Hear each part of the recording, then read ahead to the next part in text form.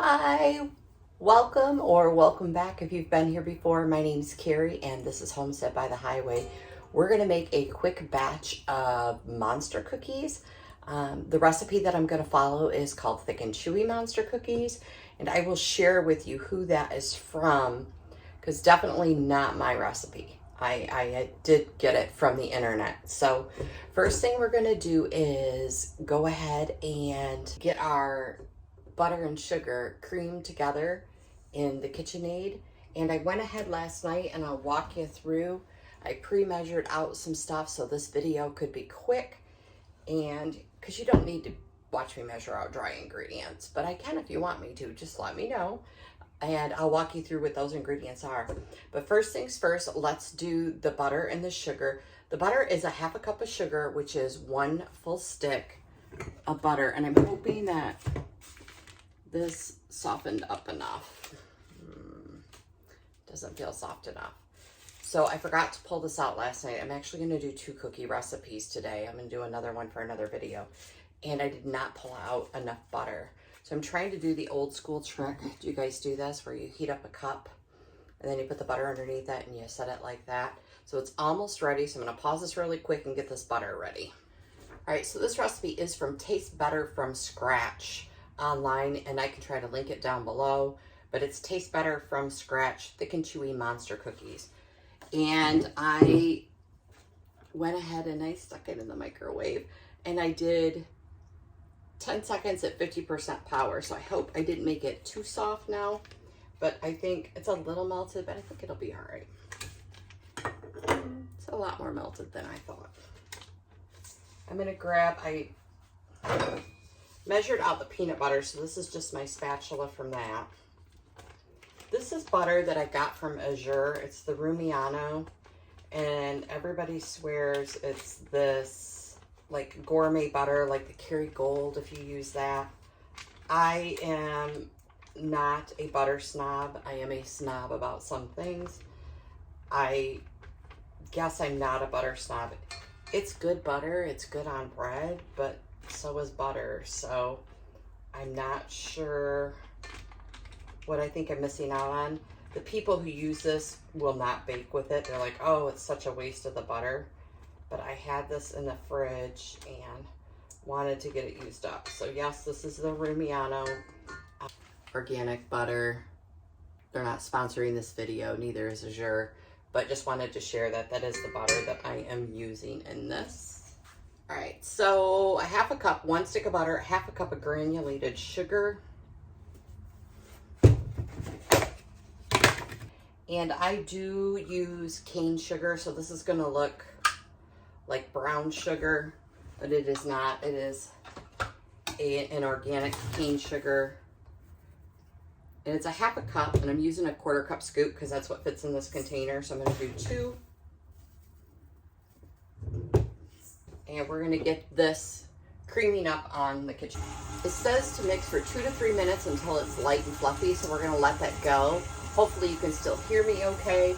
I'll talk a little louder and I can turn it down when I edit it if I need to. So in a separate bowl, we're mixing together. This is what I mixed up last night. So in this, I have 1 cup of all-purpose flour. This is my organic all-purpose flour that's in here. 1 1/4 cups rolled oats, so I have these in there. So 1/4 teaspoon of salt. This is my Redmond real salt that I used in there. A half a teaspoon of baking powder. So this is my baking powder that I use. And a half a teaspoon of baking soda, which I just put in this little container because I have a giant jug of it. So I just put that all in there. You can see I haven't even mixed it together yet. I'm just going to give that a quick stir, so that is ready to go. I put in my white sugar, but this one takes brown sugar as well. I was moving stuff around on the counter, and that's why I get everything out and on the counter. So I know I have all of my ingredients, and I can also see, I totally forgot to put the brown sugar in there. So I got the white sugar and butter going, but now we're going to do the brown sugar. And the brown sugar is a half a cup light brown sugar. I make my own, so it kind of looks dark, but it works out great. It never gets hard, you guys. If you make your own, it is so easy. 2 ingredients.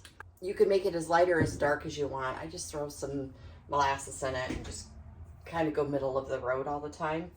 She did say when she measured out the flour to be sure that you spoon the flour into the cup, don't just scoop, because the amount of flour makes a difference in the endness, the chewiness of the cookie in the end.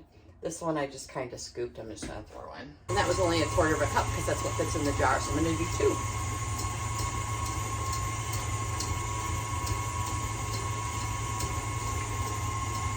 While that is spinning away, I'm going to do a couple of extra things with this recipe as well. I'm going to add some flaxseed. If you saw in one of my previous videos, I purchased flaxseed and ground my own, and I've been trying to put it into a lot of things. So I am going to add a quarter of a cup to this.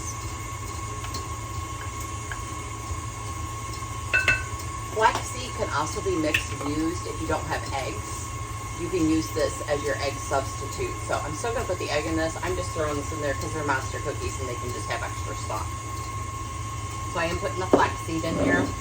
The other thing that I'm going to add to it that's not in the original recipe is I'm going to put, I have some cashew pieces that I'm trying to get through from AZURE. And I've just been kind of throwing these into whatever cookies or whatever I'm making, trying to get through. When I bought the 5-pound bag, I wasn't visually thinking 5 pounds of cashew pieces. And I want to use them up before they go bad.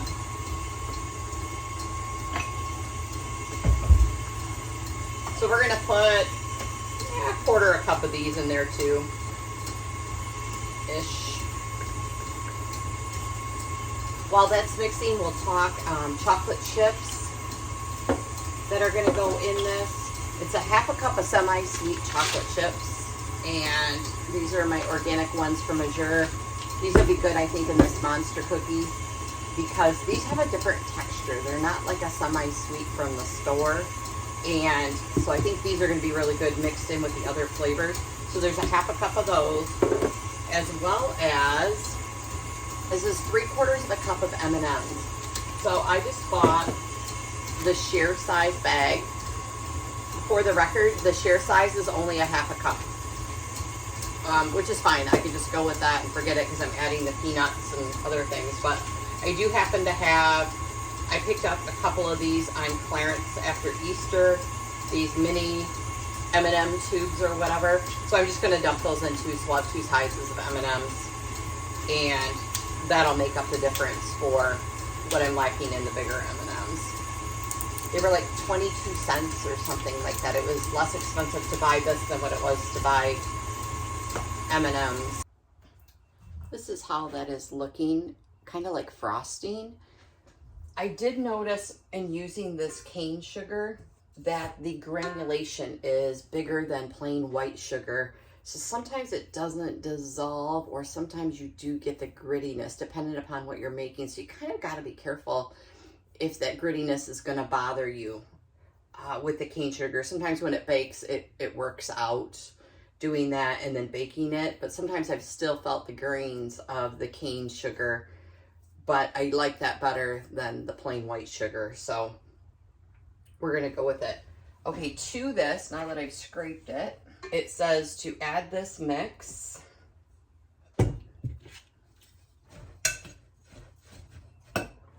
Before we do that, we're going to put in the egg and the peanut butter. The peanut butter, if you haven't seen me do it in another video, I spray it with some cooking spray before I put the peanut butter in there.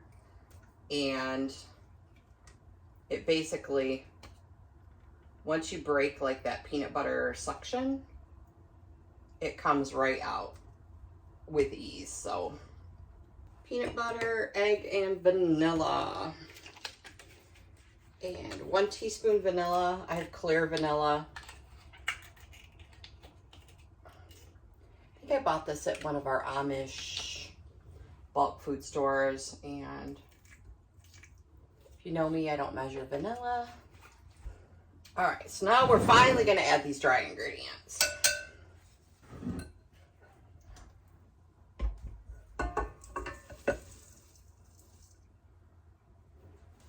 And it says to stir in the chocolate chips and the M&Ms. I'm going to dump the peanuts in there because they're already crushed up, and part of the chocolate chips because I don't care if they get broke up a little bit.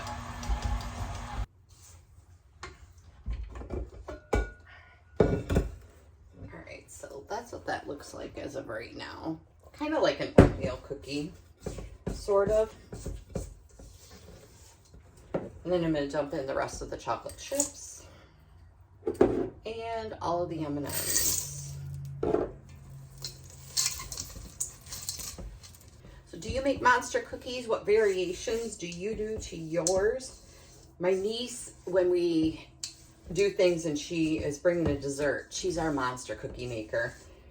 She is a yummy, and I actually should have asked her what her recipe is and what variations she's done to them, or if she sticks to her one tried and true, doesn't vary from it at all kind of recipe. So that is all mixed in. Okay, it's time to bake. It says to do a 1-inch cookie scoop. I have my cookie scoops. I don't know as though I've ever had them referred to in inches. This is bake 10 to 12 minutes. You can bake them a little longer if you make bigger cookies, but not too much longer because otherwise they'll overbake. So let's grab the cookie scoop, and if you've been to my channel before, you know I don't cook them in the oven. We cook everything. We bake. I'm going to bake them in the Ninja.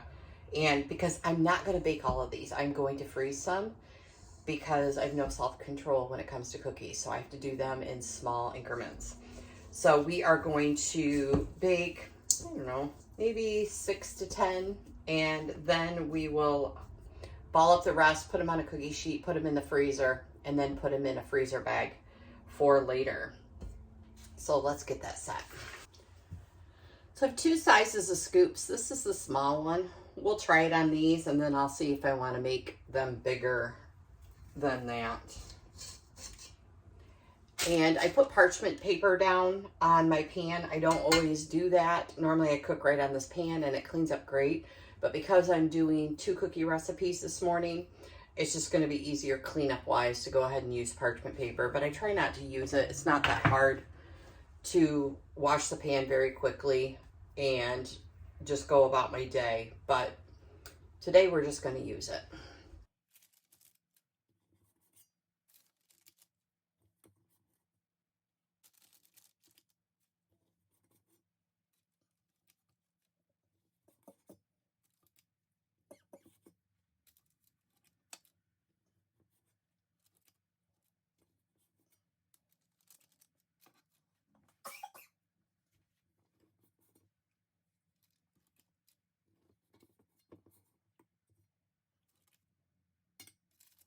So those are cooking, and while they're doing that, I am going to go ahead and I'm going to slide down. I'm having the worst time with camera angles today.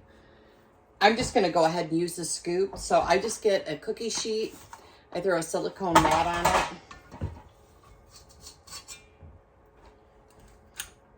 And I'm just going to scoop these up and get this freezing in the freezer. I put them in my big upright freezer that we have, and they tend to freeze a little faster. So I usually, within a couple of hours, they're frozen enough for me to throw them in a bag together so they don't stick in one big clump. If you're using the freezer like above your refrigerator, you might want to let them set overnight so they get good and frozen.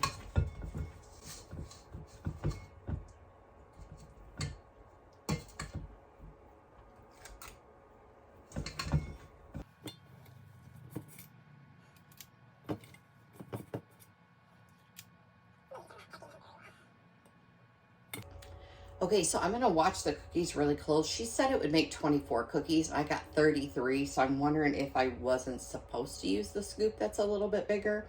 But that's fine. I just won't have them cook as long in case this isn't the size.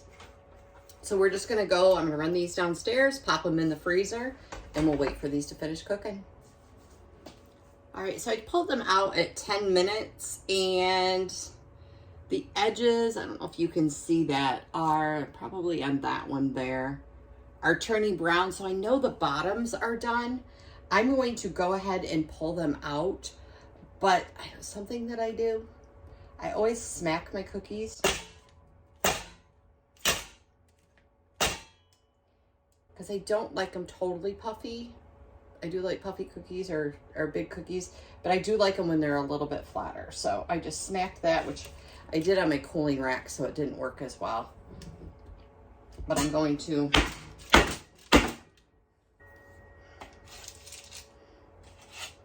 ooh, I better let them set longer.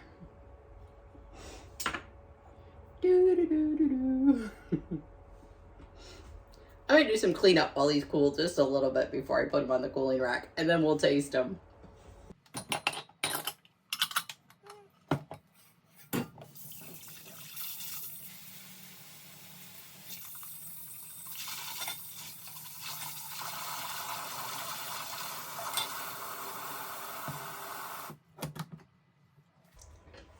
My other quick tip when it comes to cleanup, I always start a cooking day, even if I'm making cookies, with an empty dishwasher. Mine's 90% empty.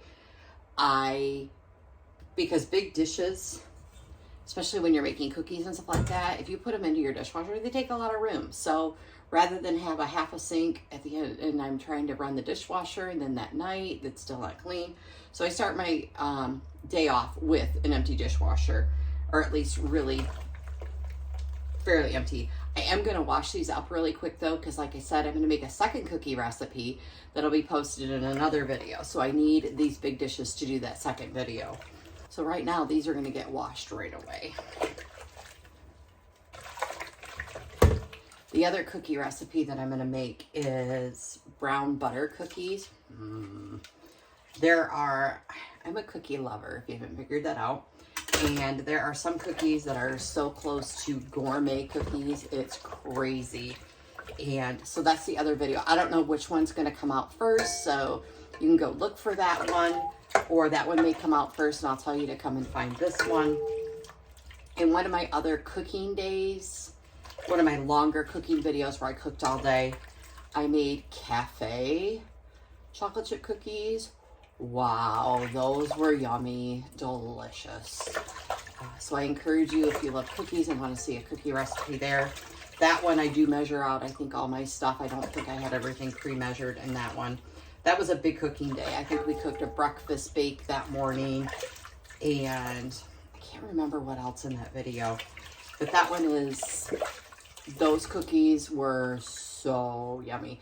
Pretty close to a brown butter cookie, but a little bit different. They're made to be big cafe cookies, which right up my alley. And so they were yummy, delicious. And I actually baked those in the oven because I did them on my giant lunch lady cookie sheet because I didn't know how big they would be and how much room they were going to take up. So those I did on the giant cookie sheet. We did them in the oven because we did a lot of baking in the oven. We might even have made bread that day. So go look for the cafe cookies. I'll try to link that video down below. I'll find out which one it is and link it down below where the cafe cookies were. All right, so I'm sure that these are good now. And what did I do with my little spatula? Oh yeah.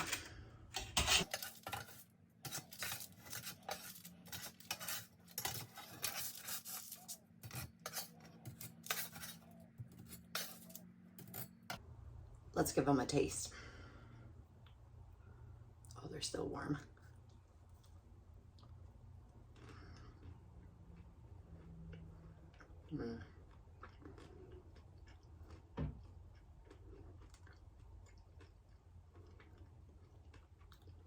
Can it really be wrong? It's a cookie.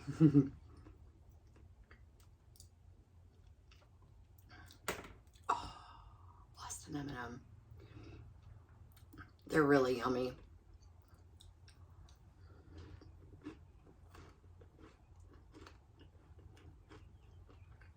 You cannot tell I put flaxseed in it. There's just lots of layers to the texture, the flavor between the oatmeal, the little crispy outer edge of the M&M, the little peanut butter flavor that comes through and the crunch of the random peanuts. There's so many just layers and layers of flavors and textures. It's yummy. Okay, friend, thank you so much for hanging with me while we made thick and chewy monster cookies. Again, I will put the link to the person that wrote this, the link below, so that way you can print out the recipe as well. And I will also put the link to my AZURE. I use lots of AZURE products today. And if you'd like to know more about them, you can leave a comment down below. I'll leave my link. There is no obligation to, you do have to put in your sign-in information, but they do not text you, they do not email you, they don't sell your name or anything like that. So you can just go in and poke around with their prices. My cane sugar, my chocolate chips, my cashew pieces, my oats, the sugar that I used in my brown sugar, my flaxseed, and my flour all came from AZURE. So I love them as a company. I love that they're organic. They are a Christian family-based company, and I just love them. And that's where I get a lot of my stuff from. So thank you for spending time with me.